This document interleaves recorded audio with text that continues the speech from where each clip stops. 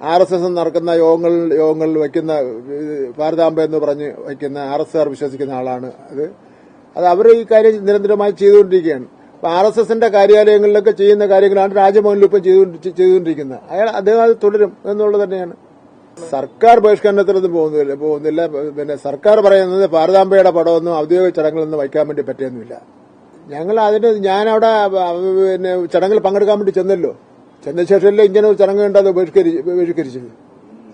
സകല പ്രോട്ടോകോളും സാമാന്യ മര്യാദയും ഗവർണർ എന്നുള്ള നിലയിലുള്ള സ്ഥാനവും എല്ലാം ലംഘിച്ചിരിക്കുന്നത് ബഹുമാനപ്പെട്ട കേരള ഗവർണറാണ്. നേരത്തെയുള്ള ഗവർണറാണെങ്കിൽ അയാളുടെ വ്യക്തിപരമായ താല്പര്യങ്ങളും അവിടെ സ്റ്റാഫിനെ വേണം, കൂടുതൽ രൂപ വേണം, അല്ലെങ്കിൽ കൂടുതൽ സൌകര്യങ്ങൾ വേണമെന്നൊക്കെ ഉള്ള കാര്യങ്ങളാണല്ലോ തർക്കത്തിൽ ഉന്നയിച്ചു വന്നത്.